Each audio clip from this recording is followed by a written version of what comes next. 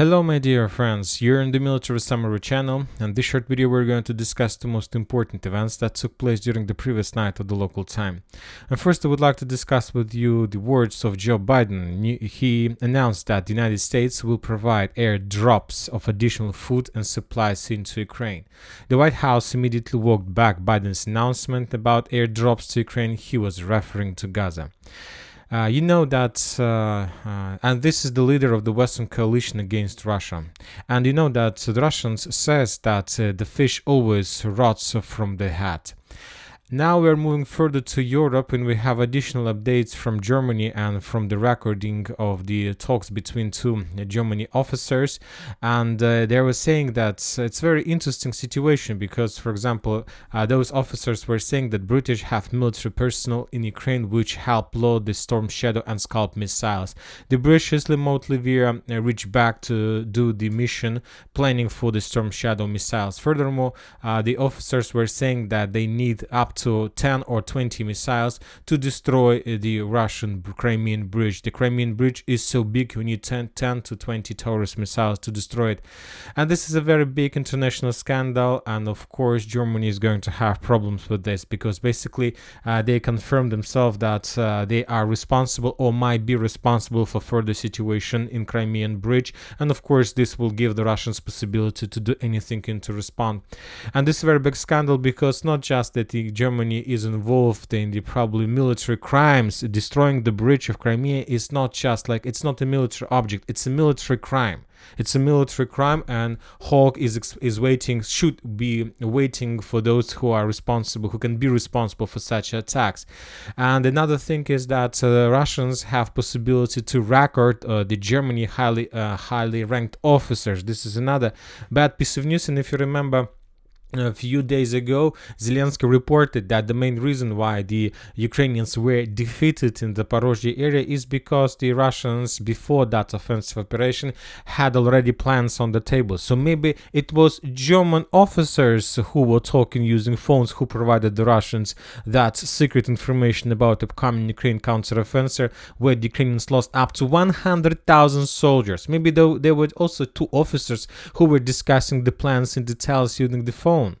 Who knows what was the real purpose and reason of Ukrainian loss, but this is ain't good.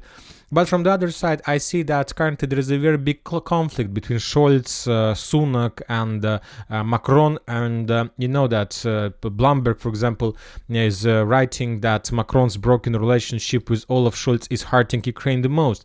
And the thing is, maybe Scholz doesn't want to continue special military operation. He doesn't want to be involved. And today I thought in the morning that this is like a very, very good opportunity for him to publish these talks and to start, let's say, inner investigations in German society, in German politics, trying to understand what is going on. And of course, it's like a handmade situation by Scholz to prevent the further escalation and further involvement of Germany into the conflict.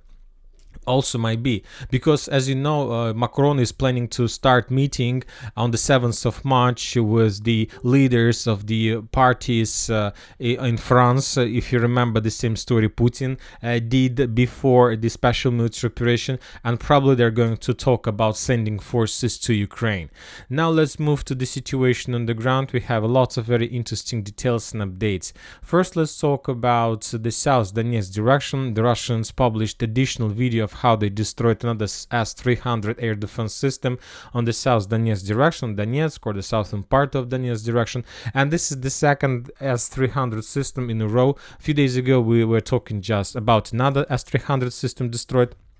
And you know that now we have a lot of evidence that very likely the Russians did have losses during the previous days, because we have a significant concentration of air defense systems on the line of combat contact.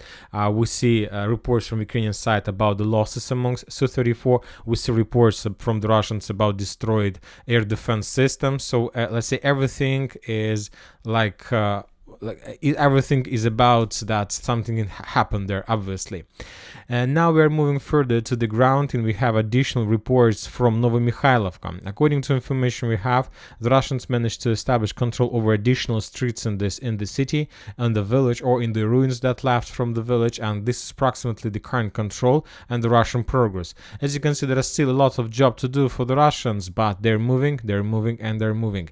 Very interesting details are coming from Pobeda. The Ukrainians published the video of FPV drone strikes against the Russian forces in the area, and this is not the most important, and the most important is that according to the Russian and Ukrainian sources, the Ukrainians managed to concentrate their forces in the vicinity of Pobeda, and the Ukrainians made few counterattacks using this tree line, and according to information we have, very likely the Ukrainians managed to force the Russians to fall back and to establish control over, let's say, this part of Pobeda. Currently this information wasn't confirmed, but if we increase the numbers of updates for at least a few days, let's say since the 28th of January, we're gonna receive let's say some geolocations, some updates of Ukrainian counterattacks. For example, on this video we can see the Ukrainian personal carrier with infantry entering Pobeda in this area, and after that the Ukrainians tried to land and the Russians destroyed these forces with FPV drones.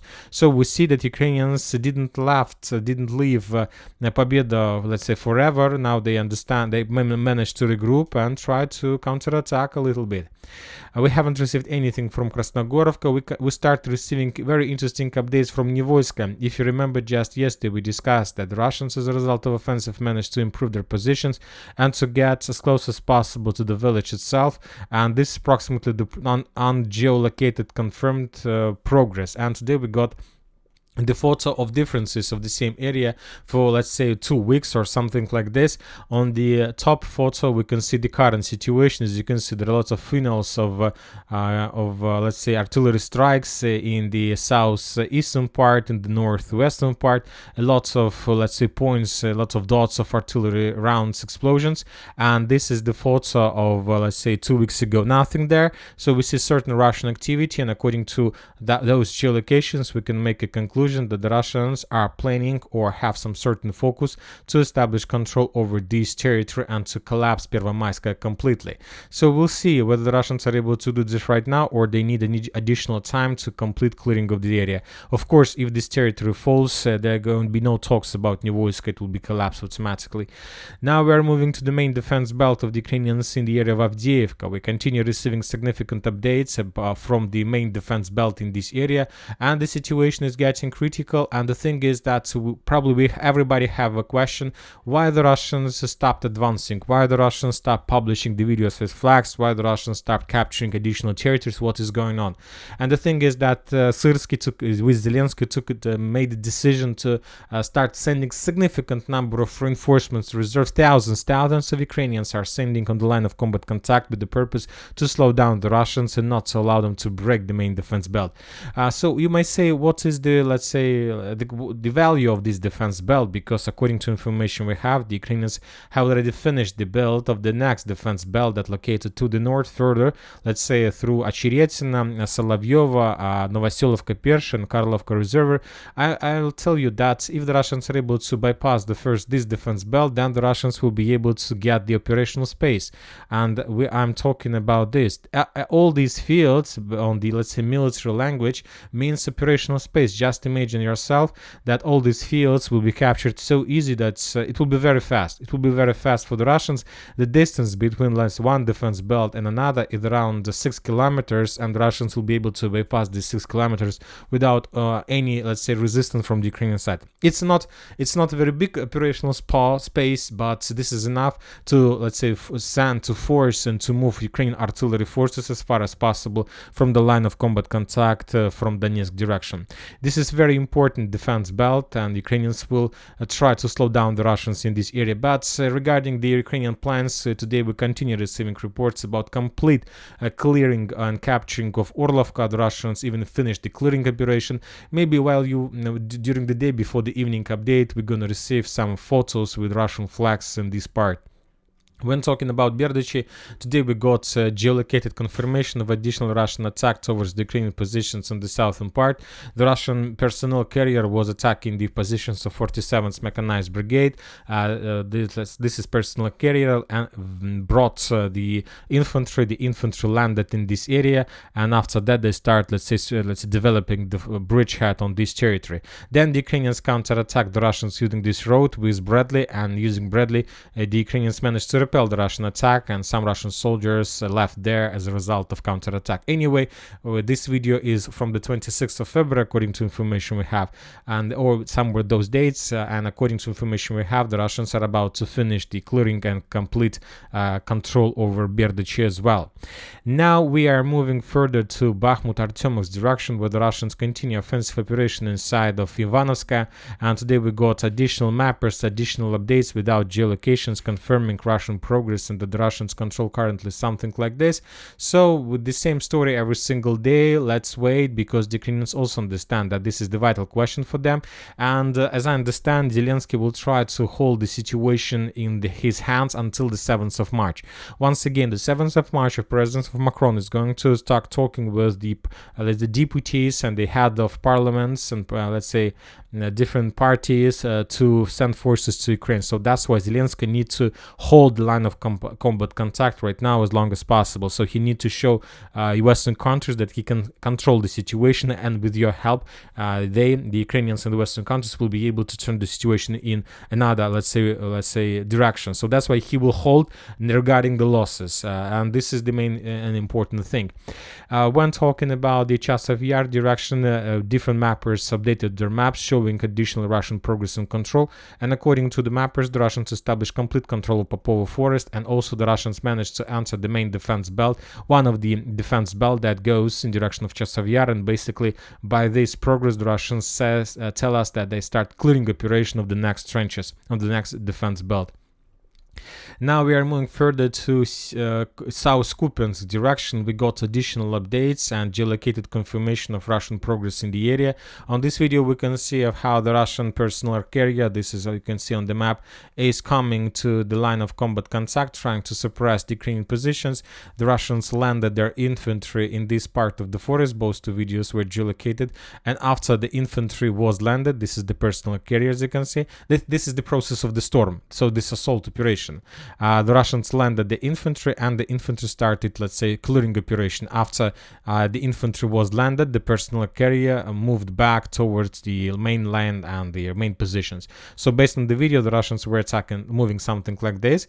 The Russians landed their infantry in this area, and after that personnel carrier fall back towards the main positions. So we have adjusted the map based on that, and this is the end. Furthermore, Zelensky today told very interesting reports. Yesterday he visited Kharkiv with the Prime Minister of the Netherlands. If you remember, Netherlands yesterday signed security agreement with Zelensky, and Zelensky does not advise Kharkiv residents to return home from evacuation at this time. So he is telling the people not to go back to Kharkiv, because probably he knows something, and he knows that very likely the Kharkiv is going to be the next battlefield in the area. Furthermore, the Russians, after Zelensky left Kharkiv, attacked this city with Iran drones and dealing significant damage. And that's it for the short video. Military Summary channel reminds we condemn any violence in the world. Thank you for watching. Subscribe to my channel, put your likes, join my Patreon, and have a good day. Bye bye.